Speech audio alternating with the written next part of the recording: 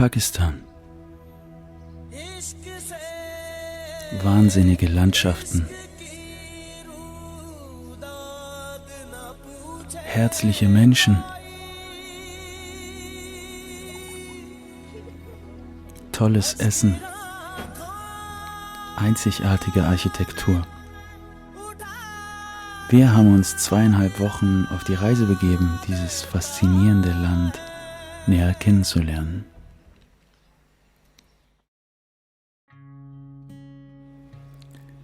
Karachi ist eine Großstadt in Sindh im Süden Pakistans. Sie bildet das industrielle Zentrum des Landes und hat touristisch gar nicht so viel zu bieten. Aber Karachi braucht auch keine großen Attraktionen, weil seine Menschen die Attraktion sind. Es ist etwas voll, immer laut und ziemlich dreckig.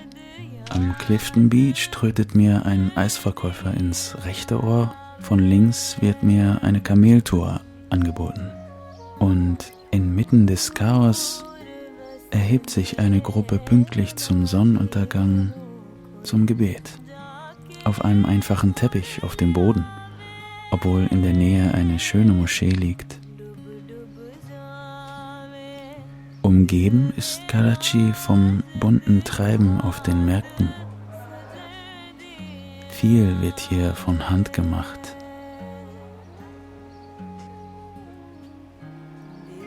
Oder gebacken.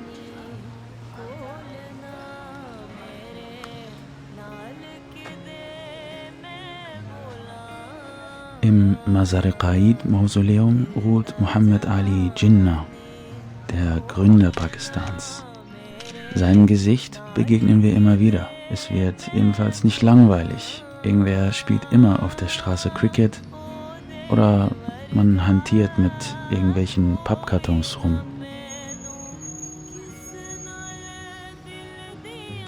Und sonst ist es herausfordernd genug, allein eine Straße zu überqueren.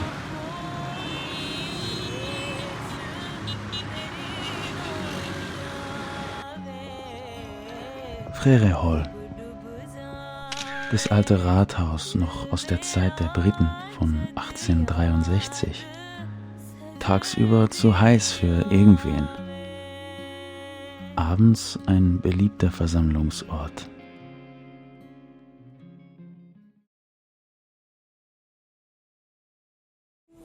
Wir ziehen weiter nach Lahore, nachdem uns der Herr vom Check-in-Schalter in Karachi erst noch Frühstück holt. Das habe ich echt noch nirgends erlebt. In Lahore selbst ist vor allem die ummauerte Altstadt spannend. Darin liegt etwa die Masjid Wazir Khan mit ihrem riesigen Innenhof. Und die Badshahi Masjid, auch eine Mogul-Moschee in unverkennbarem Rot.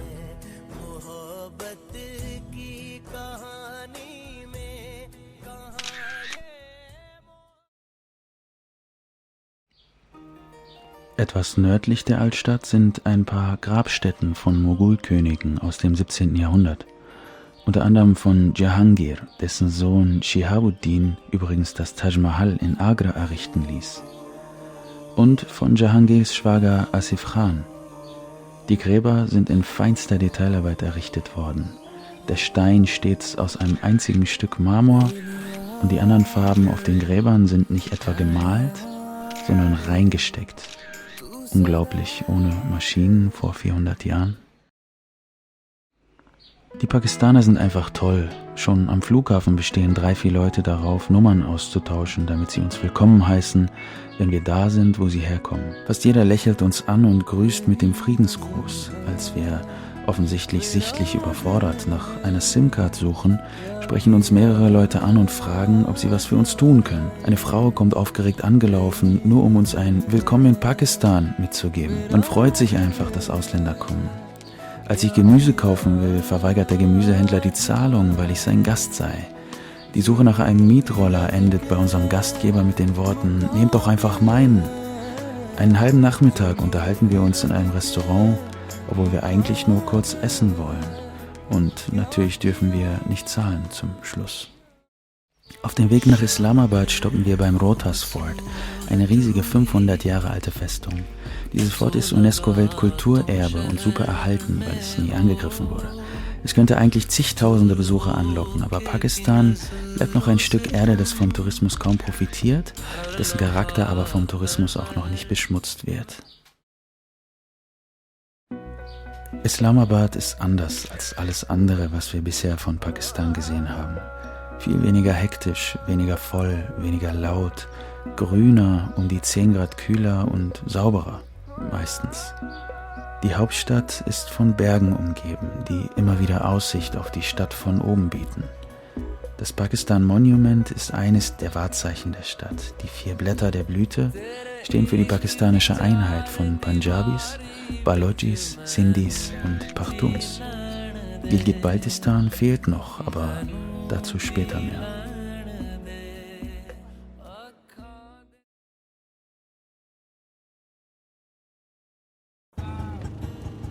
Pakistan ist eigentlich ein reiches Land.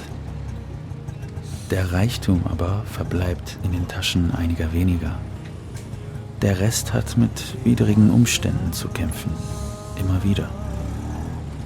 Aber irgendwie improvisiert man sich immer was zusammen und zum Schluss klappt's dann auch meistens.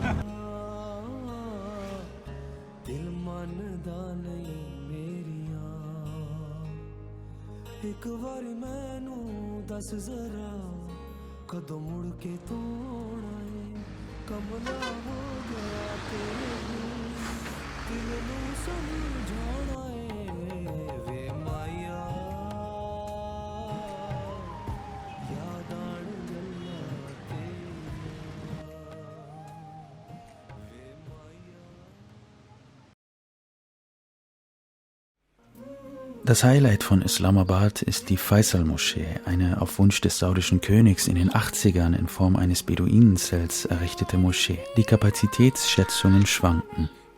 Manche sagen, sie sei nach Mekka und Medina die größte Moschee der Welt. Keine Ahnung, ob es stimmt, aber sie ist auf jeden Fall riesig. Wir sehen sie schon aus 25 Kilometern Entfernung. Und auch als wir in die Berge fahren, sieht man sie von fast überall. Von innen beeindruckt sie ebenso wie von außen.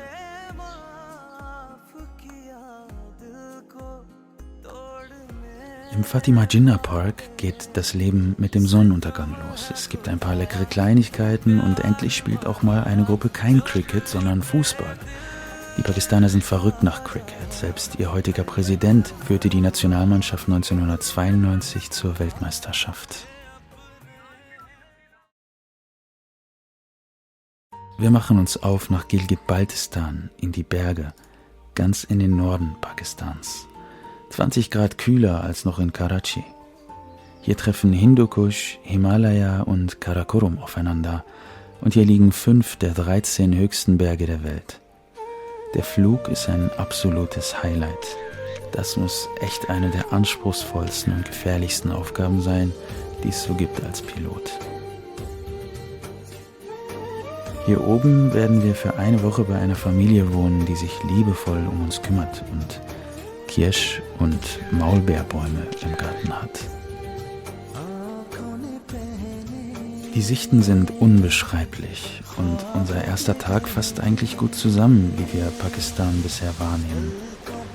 Die Straßen sind kurvig und löchrig und haben uns 2 Platten beschert. Es werden in den nächsten Tagen noch 2 weitere folgen. Aber die Pakistaner lachen alle Probleme weg. Hier vergeht kein Tag ohne Panne, aber irgendwie werden Probleme genauso schnell gelöst, wie sie entstehen.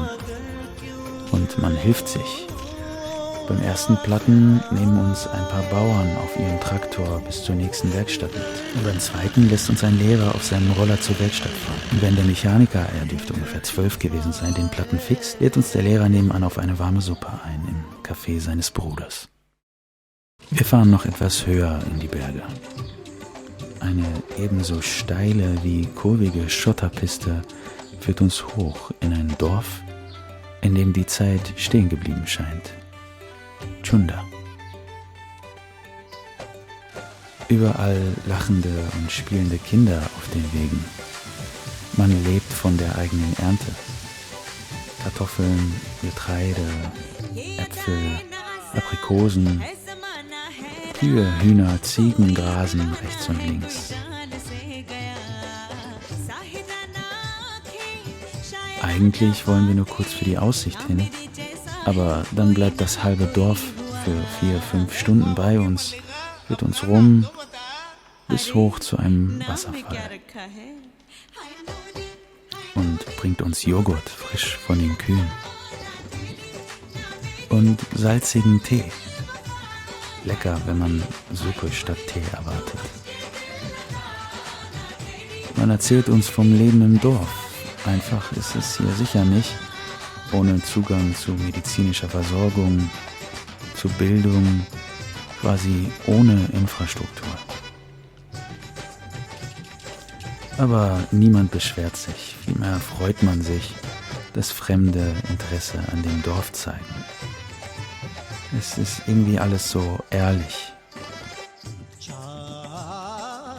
so pur. Keine Show, keine Hintergedanken, ehrliche Herzlichkeit einfach.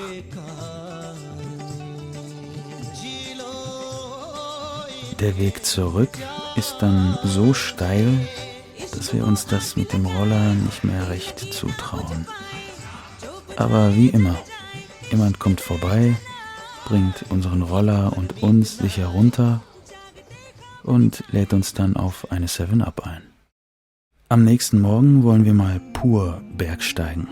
Kein Auto, kein Roller, nur unsere Füße und Hände. Ijaz begleitet uns, der Lehrer vom zweiten Platten. Aber wir haben das etwas unterschätzt. Vielleicht liegt es an unserer Kondition oder an der Sonne oder am dünnen Sauerstoff oben oder am Joghurt vom Vortag.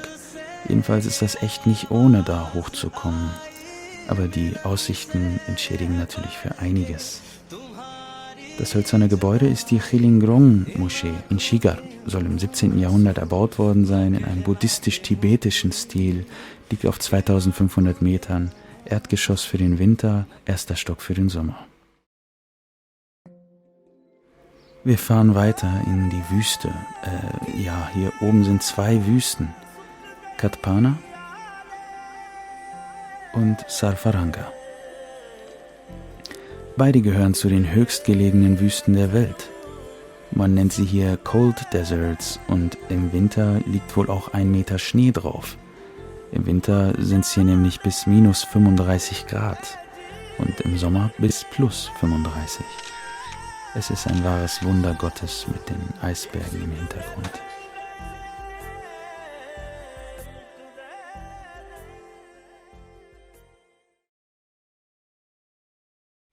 Das hier ist der Upper Kachura Lake, ein See, der eine ganz andere Farbe hat als die Flüsse bisher. Kristallblau und geschmückt durch ein paar bunte Boote. Gilgit-Baltistan ist gesegnet mit wunderbarer Natur. An fast jeder Ecke verbirgt sich neue Schönheit. Dieser See führt uns das ganze Dilemma dieses Landes vor Augen. Hier ist so viel Potenzial. Hier sind tolle Menschen. Hier ist wunderschöne Natur. Hier gibt's leckeres Essen, reiche Geschichte, religiöse Bedeutung. Aber für Touristen ist es einfach nicht erschlossen. Es gibt keine Infrastruktur, die all dem gerecht wird. Hier oben sind die Menschen übrigens fast alle schiitisch, während der Rest Pakistans hauptsächlich sunnitisch ist. Interessiert nur keinen und niemand redet drüber. Irgendwie schön. Pakistan trägt die Islamic Republic ja sogar im Namen, aber dieser Buddha Rock, ein Riesenfels mit Buddha-Gravuren, ist etwa so alt wie der Islam selbst. Ganz in seiner Nähe verbirgt sich der Satpara Lake, in dem sich das geschmolzene Eis aus den Bergen sammelt und die Region mit Trinkwasser und Elektrizität versorgt. Hinter dem See ist auch ein kleines Dorf, das auch Satpara heißt. Ich weiß nicht genau, was hier nach was benannt ist, aber aus dem Dorf kommt ein Bergsteiger, Ali Satpara, der 8000er Berge bestiegen hat. Anfang 2021 kehrt er nicht vom K2, dem höchsten Berg Pakistans, zurück und gilt jetzt als tot. Im Dorf hängt ein großes Poster, das an ihn erinnert. Auf dem Flug zurück in den Süden befinden wir uns etwa auf Augenhöhe mit dem Nanga Parbat. Den hat er als erster im Winter bestiegen. Auch einer dieser 8000er und neunthöchster Berg weltweit. Das ist der Chowkhandi-Friedhof, etwa 30 Kilometer östlich von Karachi. Hier haben alte Stämme schon vor Jahrhunderten ihre Toten in klassischem sindhischen Stil begraben. Und noch heute werden Gräber hinzugefügt. Jedes Grab erzählt seine Geschichte. Bei den Frauen verzieren Blumen oder Schmuck die Steine. Bei den Männern sind es Pferde oder Waffen. Noch etwas weiter im Osten befindet sich Makli, angeblich einer der größten, manche sagen uns der größte Friedhof der Welt. 500.000 Menschen liegen hier auf 9 Quadratkilometern verteilt, darunter Könige, Herrscher, Heilige, Gelehrte und Philosophen.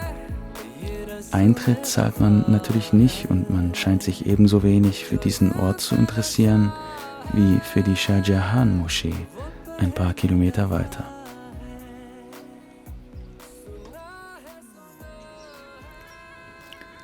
Noch steht sich dieses Land irgendwie selbst ein bisschen im Weg und kommt nicht wirklich vom Fleck. Aber nach dieser Reise weiß ich, es hat unfassbar viel zu bieten.